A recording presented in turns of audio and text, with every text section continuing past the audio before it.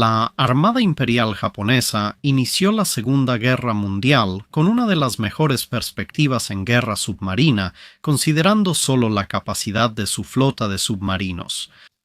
Sus torpedos funcionaban mejor que el Mark 14 de la Marina de los Estados Unidos. Estaban en un solo teatro de operaciones, a diferencia de la Marina Real, que estaba dispersa por casi todo el planeta. Sus submarinos eran grandes, de largo alcance y numerosos, a diferencia de la Kriegsmarine, cuyo principal U-boat era uno de los más pequeños usados en la guerra oceánica de ese conflicto. Además, su oponente debía operar al principio en vastos océanos profundos, ideales para el movimiento y acecho de submarinos, a diferencia de la raja marana, confinada al pequeño y poco profundo Mediterráneo. Pese a sus armas, el historial de combate submarino de la Marina Imperial japonesa no destaca, salvo por unos pocos incidentes que, aunque espectaculares, son excepciones. Entonces, ¿por qué fue así? Antes de analizar la campaña de submarinos de la Marina japonesa durante la guerra, es necesario entender no solo con qué contaban, sino también por qué y cómo pensaban utilizarlo. La experiencia japonesa con los submarinos en realidad se remonta bastante atrás, ya que obtuvieron su primer submarino, uno de los modelos Holland más recientes, incluso antes de que la guerra ruso-japonesa estuviera en pleno desarrollo. Aunque no llegaron a usar ese submarino en la guerra ruso-japonesa, posteriormente combinaron la construcción de sus propios submarinos, basados en diseños extranjeros, con compras en el extranjero, especialmente de sus aliados de ese momento, los británicos, y hacia finales de la década de 1910 recibieron varios U-boats como botín de guerra. Sin embargo, debido a las limitaciones de los submarinos durante las décadas de 1900 y 1910, combinadas con la inmensidad del Océano Pacífico, las primeras ideas sobre el uso de los submarinos japoneses eran como naves para mantener el bloqueo de los puertos enemigos en el continente asiático, una especie de escenario de campo minado móvil, o alternativamente para usarlos como corredores o rompedoras de bloqueos si el enemigo aparecía frente a los puertos japoneses. Aunque solo participaron de manera periférica en operaciones antisubmarinas durante la Primera Guerra Mundial, gracias al despliegue de varios cruceros y destructores en el Mediterráneo, la Armada japonesa había absorbido muchos informes de la Royal Navy sobre el efecto de los submarinos en las operaciones de esta última, incluyendo, por supuesto, tanto los efectos en los barcos mercantes como la amenaza percibida para los buques de guerra cuando operaban en grandes flotas. Se destacó especialmente el efecto de los supuestos avistamientos de U-boats en la Gran Flota, tanto en enfrentamientos importantes como Jutlandia como en patrullajes generales. Durante el período de entreguerras, la relación entre Japón y el Reino Unido se deterioró tras el Tratado Naval de Washington y el fin de la Alianza Naval Anglo-Japonesa. Para entonces, la estrategia de la Armada japonesa ya había evolucionado con el aumento del tamaño y alcance de los submarinos, representado por modelos recientes de la Primera Guerra Mundial y desarrollos tecnológicos de principios de los años 20. Idealmente, querían una fuerza que fuera capaz tanto de atacar el comercio enemigo como de atacar buques de guerra enemigos, ya fuera de manera independiente o en cooperación y coordinación con una flota. No había fondos suficientes. La economía de Japón era menor que la de su principal rival, la Marina de Estados Unidos, y tenía una fuerza de submarinos más pequeña de la necesaria para ambos objetivos. Y la influencia cada vez mayor de la doctrina de la batalla decisiva Kantai-Keisen en el pensamiento japonés significaba que se decidió que la fuerza de submarinos debía centrarse principalmente en la destrucción de buques de guerra enemigos, lo cual de cualquier manera se consideraba el papel más prestigioso de los dos. Esto realmente comenzó a cristalizar cuando los submarinos de la Marina japonesa quedaron bajo el mando del contraalmirante Nobumasa Suetsugu, creo, aunque él era nuevo en operaciones submarinas, ya que durante la Primera Guerra Mundial fue observador en marinas extranjeras y oficial de artillería. En la década de 1920 propuso que sus submarinos debían ser capaces de destruir alrededor de un tercio del poder de combate principal de la Marina de los Estados Unidos antes de que ocurriera la batalla decisiva principal. Esto equivalía a hundir alrededor de 4 o 5 acorazados. Aquellos bajo su mando que no estaban de acuerdo y sentían que tal vez otras estrategias podrían ser mejores, o simplemente pensaban que su estrategia era poco realista, con frecuencia veían que sus carreras se estancaban en el mejor de los casos o terminaban por completo en el peor de los casos. Al imponer su visión, el primer paso de la estrategia era proponer reconocimientos frente a los puertos que usaría la flota asiática de Estados Unidos. Esto le daría a los japoneses una idea de la fuerza de la formación enemiga más cercana, así como una advertencia si parecía que estaban a punto de hacer un movimiento. Después, los submarinos minarían la zona y eliminarían sobrevivientes, paralizando o destruyendo esa parte de la Marina de Estados Unidos y preservando las principales fuerzas japonesas para la batalla contra la flota principal del Pacífico. Con esto logrado, esos submarinos u otros intentarían repetir las operaciones de reconocimiento y colocación de minas contra la flota del Pacífico, teniendo en cuenta que en este momento de la historia estaban basados en puertos de California, aunque no se esperaba que los submarinos pudieran destruir a la mucho más grande flota del Pacífico. Tras zarpar y despejar minas, la flota del Pacífico permitiría que los submarinos actuaran como unidades de reconocimiento en el Sengen-Sakusen. Estas operaciones buscaban desgastar a la flota del Pacífico durante su avance, reduciendo sus fuerzas para que la línea de batalla japonesa pudiera enfrentar a los sobrevivientes. Esto se lograría al ubicar submarinos en líneas de vigilancia, cada una formada idealmente por un escuadrón de 10 submarinos. Mientras la flota del Pacífico cruzaba cada línea, los submarinos primero señalaban la posición enemiga para guiar a los destructores y cruceros japoneses y luego realizaban sus propios ataques de oportunidad al cerrarse la línea sobre la formación estadounidense. Luego, los submarinos seguirían a la flota estadounidense a distancia, eliminando a cualquier rezagado dañado y manteniendo el contacto lo suficientemente cerca como para lanzarse como un cuchillo por la espalda cuando ocurriera la batalla decisiva. A medida que avanzaban los años 20 y Suezugu ascendía, el Estado Mayor General de la Marina pudo influir en algo más que la estrategia general para los submarinos. Se hizo bastante claro rápidamente que la tecnología de submarinos japonesa existente estaba muy por detrás de las capacidades que se necesitaban para llevar a cabo cualquiera de estos planes tan ambiciosos.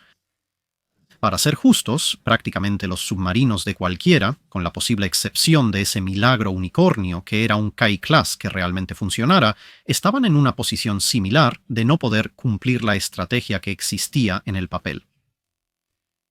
Los submarinos para esta misión tendrían que ser mucho más rápidos, sobre todo en superficie, y con mayor alcance, lo que implicaba que también serían mucho más grandes. Los torpedos que lanzarían tendrían que tener un mayor poder destructivo y un alcance y velocidad considerablemente mayores para darle a los submarinos la mejor oportunidad cuando llegaran sus salvas para tener un impacto significativo, ya que atacar buques de guerra, que normalmente tienden a tener escoltas, podría significar que solo tendrían una oportunidad en cualquier enfrentamiento. A medida que las aeronaves se volvieron cada vez más capaces, este papel también evolucionó hacia la idea de que los submarinos transportaran combustible de aviación extra, permitiéndoles actuar como puntos de apoyo para hidroaviones de reconocimiento de largo alcance que en teoría podrían localizar objetivos para los submarinos y comunicárselos por radio, y más adelante esto llevaría a la idea de que los submarinos eliminaran al intermediario y proporcionaran esta capacidad de manera orgánica con aeronaves a bordo. Ambas opciones eran posibles gracias al enorme tamaño de los submarinos que se estaban diseñando. También se planearon submarinos enanos. Estos podían ser transportados por los submarinos más grandes hasta el área de batalla, donde su despliegue aumentaría los recursos submarinos japoneses para enfrentar a la Marina de Estados Unidos. Su corto alcance y baja velocidad serían menos problemáticos, ya que se desplegarían con el enemigo a solo unas 12 millas. El plan evolucionó hasta incluir unidades de submarinos dedicadas a atacar fuerzas estadounidenses en o fuera de sus puertos como misión principal, ya no subordinada al reconocimiento y colocación de minas, tareas que podrían hacer otros submarinos. Este plan combinado apenas cambió entre 1935, cuando se mencionan las primeras solicitudes de unidades de ataque en puertos estadounidenses, y 1941. El ataque al comercio no fue totalmente ignorado mientras la flota de submarinos crecía, aunque su importancia se reflejaba en órdenes que establecían que los submarinos eran libres de realizar ataques al comercio siempre y cuando no interfirieran con acciones de mayor prioridad, es decir, atacar las flotas de batalla enemigas. Este aparente descuido del ataque al comercio se debía a que los planes de guerra de la Armada japonesa no contemplaban una guerra a largo o mediano plazo. La Armada de los Estados Unidos sería atraída a navegar, sería reducida por ataques de submarinos en la superficie y posteriormente por ataques aéreos. Luego sería derrotada y entonces Estados Unidos se vería obligado a buscar un acuerdo y la guerra terminaría en cuestión de semanas, unos pocos meses como máximo. Una guerra de esta duración significaba que incluso una operación de ataque al comercio completamente exitosa probablemente tendría un efecto insignificante en el resultado general de la guerra y, contra Estados Unidos, con sus enormes recursos continentales, el ataque al comercio tomaría mucho tiempo en tener un efecto significativo en algo más que el apoyo y las comunicaciones de la flota a larga distancia, lo cual la doctrina de la batalla decisiva Kantai-Kesin se suponía que resolvería mucho más rápido al hacer irrelevante la necesidad de apoyo y comunicaciones de la flota a larga distancia, eliminando a la flota de batalla estadounidense. La flota de submarinos de la Marina japonesa se diseñó en el periodo de entreguerras para satisfacer las necesidades de esta filosofía naval, donde la forma sigue a la función. Japón clasificó sus submarinos principales en 3 categorías durante la Segunda Guerra Mundial: primera, segunda y tercera clase, según su tamaño. La mayoría de los submarinos de primera clase eventualmente estarían compuestos por los Yunsen o submarinos crucero, divididos en 4 grandes grupos llamados Yunsen A, B o C, o tipo A, B y C, dependiendo de tu preferencia y fuente. También estaban los tipo J, que en realidad preceden a los tipo A, ya que la letra J simplemente significaba Yunsen, y también estaban los tipo K, que significaban Kaidai o tipo Grande de la Marina, los cuales se construyeron durante todo el periodo de entreguerras y se superpusieron con la construcción de los tipo J, A, B y C. Existían los tipo Disen Yudai, que eran grandes submarinos de transporte, los Kiraisen colocadores de minas, un solo submarino cisterna tipo Senho, y los famosos Sentoku o portaaviones submarinos I-400, junto con los Sentakadai, grandes submarinos de alta velocidad, aunque algunas de estas clases solo se construirían durante la Segunda Guerra Mundial. Los submarinos de segunda clase incluían el tipo F, que solo significaba F, los kaiju o tipos medianos de la Marina y los tipo L, que también solo significaban L, y los submarinos de defensa puntual clase Senshou o Senko. Los submarinos de tercera clase abarcan los Senju-shou, usados para transporte, y los Sentaka-shou, de alta velocidad. Ambos tipos se construyeron por completo durante la Segunda Guerra Mundial. Los submarinos enanos de los tipos Kohayoteki y Kairyu, así como los torpedos tripulados Kaiten, encajan en su propio nicho especializado. Esta variada y a veces desconcertante familia de submarinos comenzó a desarrollarse en 1924, cuando la Marina japonesa contaba con 50 submarinos, de los cuales cerca del 80% eran de segunda clase. Había solo una de primera clase, Kadai-1, también llamada submarino No. 44, también conocido como I-51, que representaba toda la capacidad de ataque submarino de largo alcance de la Marina Imperial japonesa. Sin embargo, con la Primera Guerra Mundial significando que había varios submarinos alemanes U-Boat disponibles para estudiar y había muchos diseñadores de submarinos alemanes desempleados en el mercado, la Marina japonesa rápidamente contrató a más de 800 de ellos y comenzó el mismo tipo de programa que habían hecho con sus buques capitales antes de la Primera Guerra Mundial. El Kadai, segunda como era de esperarse, se parecía a la clase U-Cruiser U-139, pero mejorado significativamente por casi una década de avances tecnológicos. Pero, como con su programa de buques capitales antes de la guerra, esto pronto se aplicó a submarinos principalmente diseñados por japoneses, pues aprendieron rápido. Los minadores Kiraisen, derivados del tipo minador Unterseeboot 125, serían la última clase en la que se podría notar fácilmente la influencia alemana. El primer submarino tipo Junsen J tenía una característica que distinguiría a muchos submarinos japoneses: un avión de reconocimiento con catapulta y hangar, algo casi único en submarinos operativos de primera línea. El tamaño de los torpedos también aumentó. En la Primera Guerra Mundial, la mayoría de los submarinos usaba torpedos de 18 pulgadas o menores. En los años 1920, la Armada japonesa, como otras grandes armadas, adoptó el torpedo de 21 pulgadas.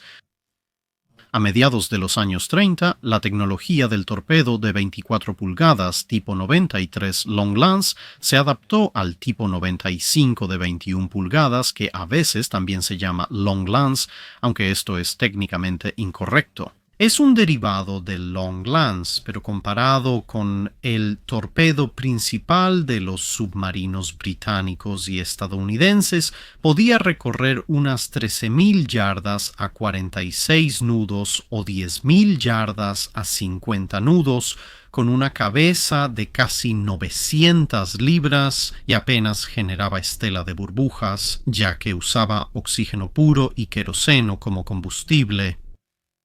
Y también fue modificado en la Segunda Guerra Mundial, pero estas son las especificaciones básicas de mediados de los años 30.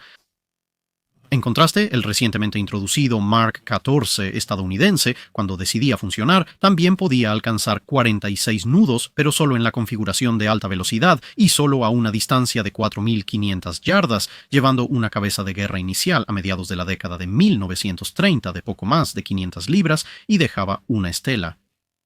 Para acercarse a la distancia de carrera a alta velocidad del tipo 95, aunque todavía se quedaba un 10% por debajo de eso, el Mark XIV tenía que bajar a poco más de 30 nudos.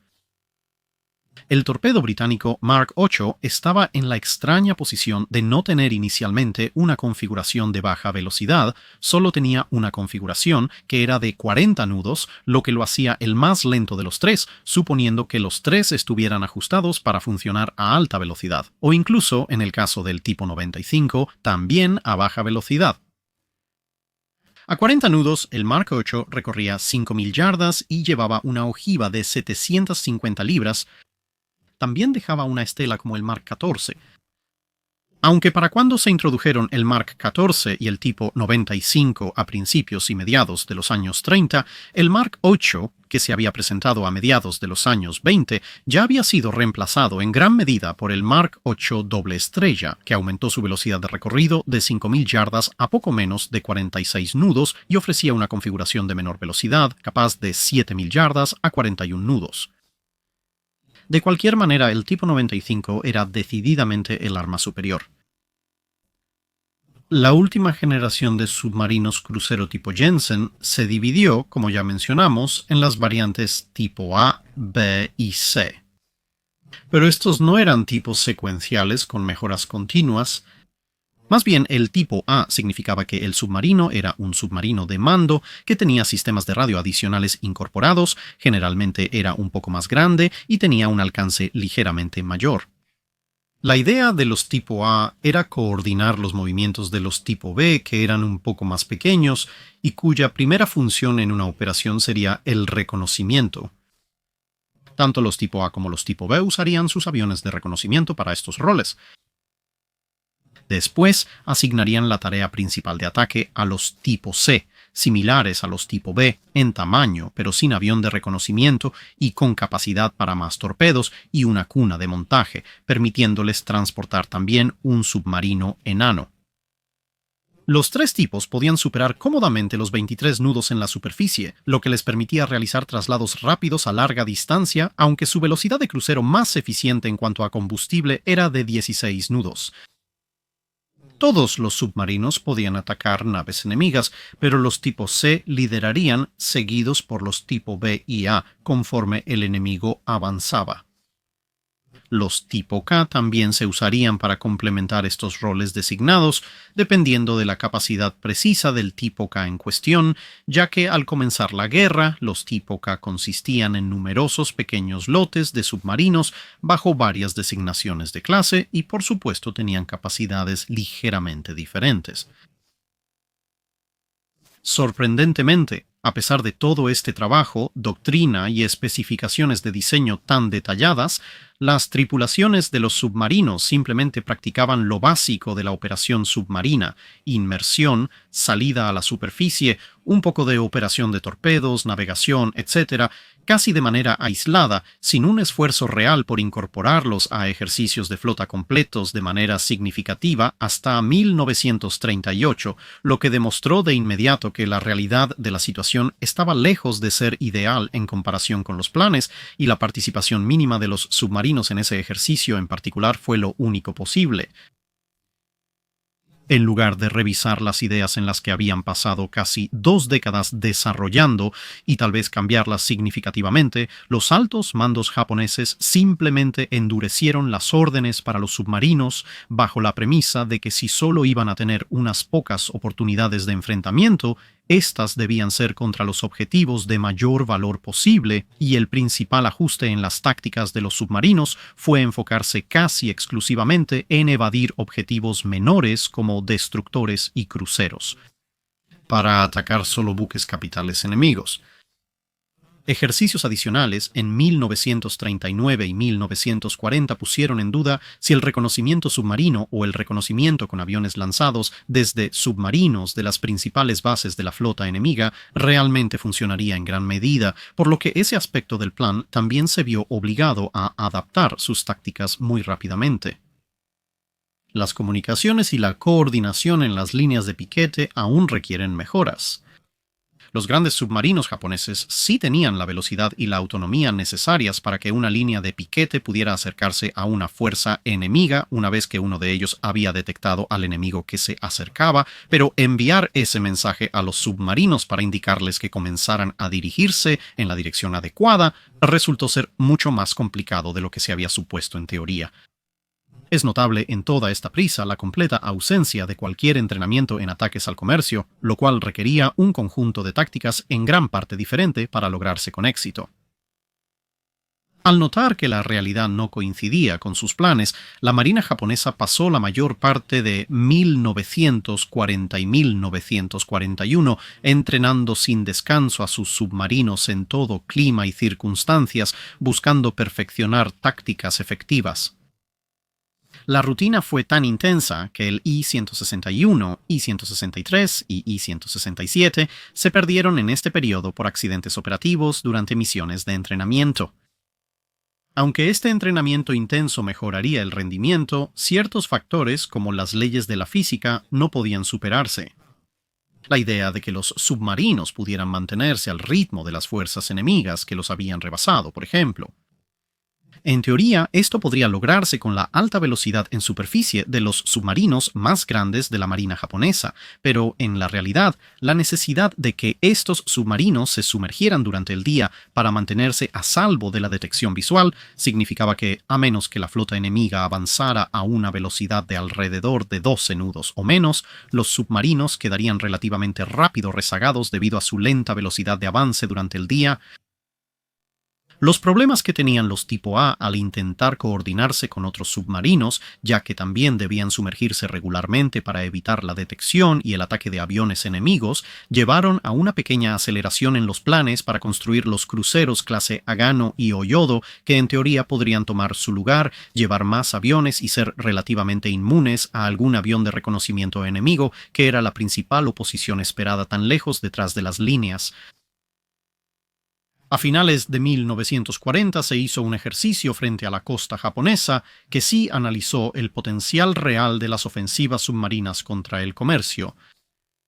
Los japoneses usaron un sistema de mando basado en tierra, similar al que había adoptado la Kriegsmarine para controlar sus U-boats, y los submarinos japoneses tuvieron mucho éxito, logrando más de 100 bajas simuladas contra barcos mercantes japoneses durante el transcurso de este ejercicio.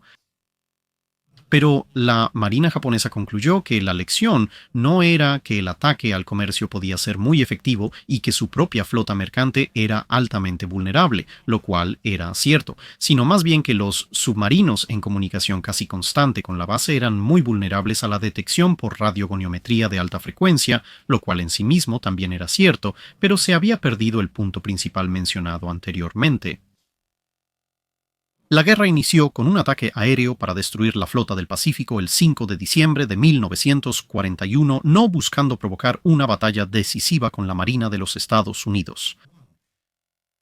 Para este momento, la Marina japonesa tenía 48 submarinos grandes y 15 embarcaciones más pequeñas en sus registros, con más en construcción. Las embarcaciones más pequeñas realmente solo eran capaces de operaciones defensivas cerca de casa o potencialmente operaciones ofensivas siempre y cuando tuvieran una base avanzada o un barco de suministro con el cual trabajar, así que serían los submarinos más grandes los que tendrían que ayudar con el ataque del Kirabatai. Estos submarinos más grandes se dividían en 6 escuadrones. Los primeros 3 iban a atacar directamente a la Marina de los Estados Unidos y tenían los submarinos más modernos. Los siguientes 2 escuadrones los respaldaban y contenían una mezcla de submarinos nuevos y antiguos, y el último escuadrón estaba compuesto por los colocadores de minas. 30 submarinos serían asignados a la operación de Pearl Harbor en 4 roles principales. El de exploración avanzada incluía al I-26 y al I-10, que revisaron varias cadenas de islas en la ruta del Kido Butai para asegurar que no hubiera barcos estadounidenses adelantados, buques nodriza, de submarinos o de hidroaviones, patrullando capaces de detectar a los portaaviones. Tras confirmar que esto no ocurrió, se unieron a los submarinos de contención desplegados alrededor de Oahu para atacar cualquier barco estadounidense que saliera de la base tras el ataque. 3 submarinos fueron asignados a un destacamento de protección de la fuerza, que estaba asignado al propio Kido Butai, y la última fuerza fue confusamente llamada Defensa de Contraataque, y tenía como objetivo concentrar submarinos a lo largo del vector hacia el Kido Butai más lejos que la fuerza de contención, que estaba más cerca de las islas hawaianas, pero tenía que cubrir múltiples vectores y por lo tanto estaba más dispersa, pero no junto al propio Kido Butai, que era para lo que servía el destacamento de protección de la fuerza. Parte de la fuerza de contención de la flota también incluía al grupo de ataque especial que transportaba 5 submarinos enanos para infiltrarse en Pearl Harbor. El 7 de diciembre, ningún submarino grande de la Marina japonesa participó y todos los submarinos enanos se perdieron, aunque uno quizá logró su objetivo. Los submarinos de la flota principal tendrían que hacerlo mejor que eso. 2 días después, el I-9 parecía capaz de superarlo. Avistó un portaaviones rumbo al mar. Creyendo erróneamente que todas las unidades sobrevivientes de la Marina de Estados Unidos huirían a la costa oeste, se ordenó a varios submarinos ir al este para perseguir y destruir al United States Ship Enterprise. Por supuesto, el Enterprise no estaba huyendo, y esto resultó en que los submarinos japoneses estuvieran algo fuera de posición para sus ataques, aunque gracias a los reportes del I-9 al menos lograron encontrar el barco y lanzar 2 ataques separados, pero ambos fueron sin éxito. El Enterprise respondió cuando un Dauntless en patrulla detectó al I-70 maniobrando.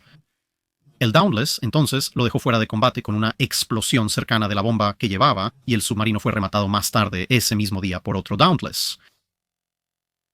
A los 5 submarinos que habían traído sus mini submarinos también se les ordenó ir a buscarlos, y entre estas 2 órdenes, el cordón de submarinos alrededor de Pearl Harbor prácticamente se desintegró como unidad efectiva, lo que permitió no solo al Enterprise, sino también a Lexington, Saratoga, Maryland, Pennsylvania, Tennessee y, un poco después, al Yorktown, junto con numerosos barcos más pequeños, transitar dentro y fuera de Pearl Harbor en las siguientes semanas, cuando sus cartas de navegación muestran que si el cordón de submarinos hubiera permanecido en su lugar como se planeó originalmente, varios de estos barcos prácticamente habrían pasado justo por encima de los submarinos japoneses que esperaban. Eso no significa que el despliegue de estos submarinos fuera inútil. Al menos media docena de embarcaciones pequeñas fueron hundidas por submarinos involucrados en la operación, pero comparado con el esfuerzo invertido, y ciertamente con lo que pudo haber sido, esto fue esencialmente insignificante. Tampoco ayudaban las estrictas reglas sobre cuántos torpedos se podían gastar en cualquier tipo de objetivo, lo que significaba que si se disparaba cierta cantidad de torpedos y fallaban, los comandantes de los submarinos japoneses sentían que no podían continuar el ataque excepto con el cañón de cubierta, y si su objetivo estaba demasiado lejos o demasiado bien protegido para entablar un duelo de artillería, simplemente tenían que dejarlo ir, incluso si técnicamente todavía tenían soluciones válidas para disparar torpedos. Lo esencial en esta etapa era la información de inteligencia que transmitieron los submarinos. Permitir que Guido Bataille se acercara y confirmar que el Enterprise seguía activo tras el ataque fue información útil. También sería el I-9 el que usaría su avión de reconocimiento el 16 de diciembre para verificar los resultados del asalto aéreo de una semana antes. En el suroeste del Pacífico las cosas eran un poco diferentes. Los submarinos minadores cumplieron su función, y los submarinos grandes de los escuadrones 4 y 5 escoltaron convoyes y vigilaron cerca de Singapur. Aunque la I-58 no logró impactar a la Fuerza Z con los 5 torpedos que lanzó, sus informes sobre la ubicación, rumbo y velocidad de la formación fueron vitales para que los aviones de ataque de la Marina japonesa supieran dónde buscarlos en el asalto que finalmente hundiría al Prince of Wales y al Repulse. La falta de activos significativos de la flota aliada tras esos primeros días de ataques principalmente aéreos redujo la capacidad de los submarinos de la Marina japonesa en la zona para hacer algo contra los buques de guerra aliados restantes que permanecieron mayormente en y alrededor de sus bases, salvo algunas incursiones rápidas lideradas por cruceros que se realizaban a velocidades muy superiores a la velocidad de crucero de una flota de batalla y, por lo tanto, estaban fuera del alcance de todos los submarinos, excepto los más afortunados. Y eso era, efectivamente, solo si los cruceros de alguna manera lograban básicamente pasar directamente sobre sus posiciones. También había problemas con la doctrina y las comunicaciones. Las doctrinas de honor de la Marina japonesa hacían que los submarinos cerca de Hawái salieran a la superficie y bombardearan la costa, aunque fuera de forma limitada, para probar que habían actuado antes de irse. La Marina de los Estados Unidos rápidamente entendió lo que significaban estos bombardeos aparentemente aleatorios y cuando ocurrían podían mover los barcos fuera de las rutas de regreso más probables de los submarinos en cuestión, lo que les negaba cualquier otro objetivo. Además del I-70, la Marina japonesa perdió el RO-66 y el RO-60 en 1941, aunque ambas fueron por accidentes operativos, es decir, una colisión con un barco gemelo y encallar en un arrecife respectivamente, mientras ellos y otros submarinos tipo RO intentaban apoyar el ataque a la isla Wake. 1942 comenzó con intentos de reorganizar la situación. 9 submarinos fueron enviados a la costa oeste de Estados Unidos para interceptar barcos de suministro, reforzar buques de guerra y atacar embarcaciones dañadas de Pearl Harbor, lo que debilitó aún más el cordón de submarinos alrededor de Pearl Harbor. Muchos de estos submarinos que ya habían perseguido al Enterprise tuvieron que regresar pronto para reabastecerse de combustible. Aunque en la costa oeste solo hundieron pequeños objetivos, la presencia de buques de guerra japoneses cerca de Estados Unidos causó gran consternación pública, desproporcionada respecto al impacto real de los submarinos. De hecho, las patrullas de los viejos acorazados estadounidenses, que se realizaban principalmente para tranquilizar al público y que comenzaron poco después de Pearl Harbor, probablemente fueron mucho más un obstáculo que una ayuda para el esfuerzo bélico estadounidense, ya que después de todo, si había algún objetivo militar que los submarinos japoneses tuvieran una buena oportunidad de destruir, era un viejo y lento acorazado con sistemas de defensa contra torpedos modernos, relativamente mínimos, deambulando lentamente por una costa supuestamente amiga sin ningún apagón impuesto. Por suerte, las patrullas de acorazados no encontraron submarinos japoneses durante el breve periodo en que coincidieron en la zona. La dispersión de fuerzas siguió en los primeros meses de 1942 y, sinceramente, no ayudó. En febrero, 7 submarinos fueron retirados del frente para apoyar un nuevo ataque aéreo a Pearl Harbor con hidroaviones de largo alcance H-8K Emily. Los submarinos serían puntos de abastecimiento y marcadores de navegación. Técnicamente, la misión fue exitosa porque los hidroaviones llegaron a Hawái, pero en la práctica fue un fracaso, ya que por errores de navegación y nubes no ubicaron Pearl Harbor. Al bombardear montañas al azar, nadie lo notó hasta que la Marina de Estados Unidos recibió una llamada preguntando por los nuevos cráteres y ventanas rotas de los residentes debido a explosiones misteriosas. 42 barcos mercantes fueron hundidos por submarinos japoneses en los primeros 3 meses de 1942, mientras que solo 3 barcos militares o relacionados fueron reclamados en un periodo similar. El 25 de diciembre de 1941, el submarino holandés K-16 fue torpedeado por el I-66. El 11 de enero de 1942, el buque estadounidense Liberty, que no era un barco Liberty, fue atacado nuevamente por el I-66, responsable de varios hundimientos de barcos mercantes al inicio de la guerra. El Liberty quedó inutilizado tras el impacto y fue encallado porque tomaba demasiada agua para remolcarlo. Y luego, el 23 de enero, el valioso Euler United States Ship Neches fue torpedeado por el I-72. El 11 de enero, el I-6 realizó un buen lanzamiento contra el United States Ship Saratoga. El portaaviones fue alcanzado, pero no hundido como informó el I-6. El Saratoga quedaría fuera de la guerra 6 meses, lo que tendría importantes efectos después. Se hicieron importantes reconocimientos en varios puertos de Australia y Nueva Zelanda para futuras operaciones cuyos resultados se verían después. En abril, 6 de los submarinos grandes más antiguos fueron enviados al Océano Índico para apoyar la Operación Mar, reclamando 7 barcos de carga. Sin embargo, sus logros fueron superados por el Kido Butai, que hundió el portaaviones HMS Hermes, los cruceros Cornwall y Dorsetshire, además de varios mercantes y embarcaciones pequeñas. A cambio de este esfuerzo, la Marina japonesa perdió 3 submarinos más a principios de 1942, aunque cada uno tuvo una pérdida interesante. Las 3 pérdidas fueron a finales de enero, iniciando el día 12 con el I-60. El HMS Júpiter también comenzó el día 12 con el I-60. El destructor HMS Júpiter escoltaba al barco de tropas estadounidense Mount Vernon cuando una llamada de auxilio cercana informó sobre un submarino en la zona. Júpiter inició la búsqueda y pronto obtuvo contacto con su equipo ASDIC.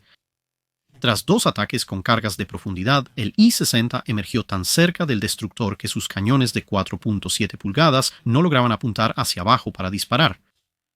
El submarino, gravemente dañado, claramente no podía sumergirse de nuevo sin que fuera una operación terminal, así que en su lugar abrió fuego con su propio cañón de cubierta de 4.7 pulgadas y una ametralladora montada en la vela.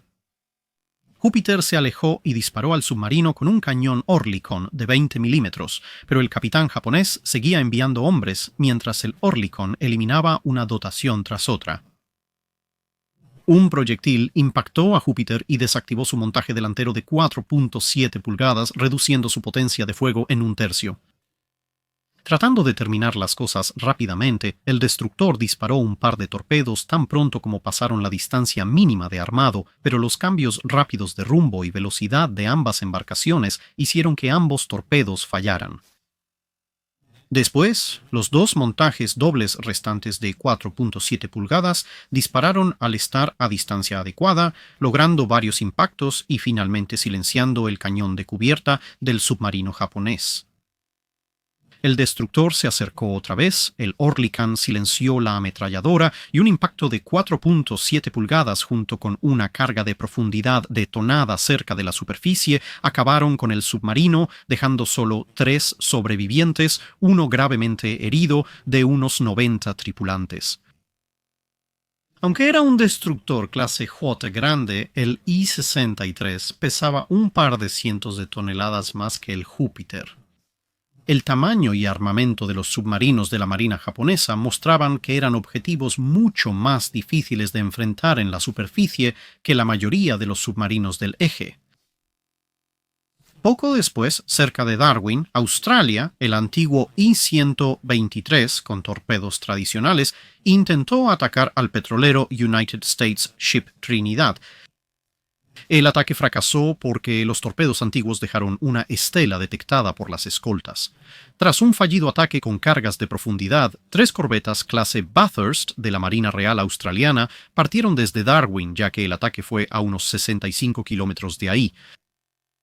El I-23 acababa de escapar, pero el I-124, su barco gemelo, intentó torpedear al HMS DeLorean, la primera corbeta que llegó al área. Una serie de ataques con cargas de profundidad por parte de los australianos enfurecidos, además de la llegada de un Kingfisher del cercano United States Ship Langley, hizo que el submarino emergiera brevemente con una fuerte inclinación y luego volviera a hundirse hasta el fondo. Como el fondo del mar estaba a solo 45 metros, esto estaba muy por encima de la profundidad de colapso y permaneció intacta. Luego, primero DeLorean, después Lithgow y luego Katoomba fueron gastando gradualmente sus cargas de profundidad en lo que parecía, según el NASDAQ, ser un objetivo que se movía lentamente. Quizás la I-124 intentaba huir, muy dañada. En ese momento, por supuesto, pensaban que podrían estar enfrentándose a varios objetivos. Este bombardeo continuó toda la tarde, con las corbetas regresando una por una para recargar sus cargas de profundidad cuando se les acababan, y el United States Ship Edsel y Alden, después de haber escoltado al Trinity a un lugar seguro, regresaron al área para añadir sus propias cargas de profundidad al esfuerzo. Todo se canceló durante la noche, los barcos regresaron por la mañana y se lanzaron más cargas de profundidad. Y para cuando todo se canceló definitivamente al mediodía del día siguiente, estaban bastante seguros de que habían hundido 3 submarinos japoneses. De hecho, solo había un I-124 extremadamente dañado en el fondo, aunque investigaciones posteriores del naufragio mostraron que, a pesar de todo el castigo que había recibido, el casco estaba sorprendentemente intacto, considerando todo. Al menos seguía, por decirlo de alguna manera, en una sola pieza. El I-70-I-3 terminó siendo víctima involuntaria de la decodificación aliada. El United States Ship Gudgeon, un submarino de la clase Tambor, fue informado por Ultra de que el I-18, el I-22 y el I-24 regresaban a casa desde Hawái y probablemente pasarían por su posición. Sin que lo supiera la Marina de Estados Unidos, el I-70, I-1, 72 y 73 también se dirigían en rumbo recíproco para encargarse de las estaciones de patrulla. El Gudgeon fue tras sus objetivos, pero no los encontró. Después oyó algo moviéndose rápido en la superficie hacia el otro lado. El periscopio del Gudgeon subió y la tripulación vio sorprendida cómo el I-73 lo rebasaba lentamente. Al final se lanzaron 3 Mark 14 porque en estas oportunidades no hay que desperdiciar nada. Esto resultó en 2 explosiones y la desaparición del I-70-I-3. Pero el Gudgeon no escuchó ruidos de ruptura, solo la cesación de la actividad de las hélices, así que afirmó que el objetivo había sido dañado. Al regresar al puerto, descubrió que la inteligencia estadounidense aseguraba que había hundido al I-73, siendo el primer buque de guerra hundido por un submarino estadounidense. Algunos afirman que el Gudgeon tenía razón y que el I-73 solo fue dañado, quizá por la detonación prematura de los Mark 14, un problema en ese entonces, y luego fue hundido por el United States Ship Jarvis al día siguiente. Hasta que alguien investigue las 2 posiciones reportadas que están alejadas y en zonas profundas del Océano Pacífico, no lo sabremos con certeza. También se enviaron 6 submarinos en abril para apoyar la invasión de Puerto Moresby, la operación que eventualmente llevaría a la batalla del Mar del Coral. Su misión era reconocer la zona y atacar cualquier buque de guerra enemigo. La I-21 pertenecía a este grupo y ha visto los límites exteriores de la escolta estadounidense que protegía al Lexington y al Yorktown. Al depender solo de su periscopio y no del avión de reconocimiento diseñado para estas situaciones, no detectó a los portaaviones, lo que pudo permitir un ataque preventivo de media docena de submarinos japoneses antes de que iniciara la batalla. Pero su fracaso al realizar un reconocimiento adecuado significó que el Lexington y el Yorktown avanzaran hacia la batalla sin ser detectados y que la histórica batalla del Mar del Coral se desarrollara. Esto tendría varios impactos en las operaciones de submarinos japoneses en el futuro, así que lo dejaremos aquí por el momento e intentaremos retomarlo en algún punto más adelante, donde veremos cómo la batalla del Mar del Coral y luego Midway afectaron las operaciones de submarinos de la Armada Imperial japonesa durante el resto de 1942. Eso es todo por este video, gracias por verlo. Si tienes algún comentario o sugerencia sobre un barco para revisar, haznoslo saber en los comentarios abajo. No olvides comentar en la publicación fijada para preguntas del dique seco.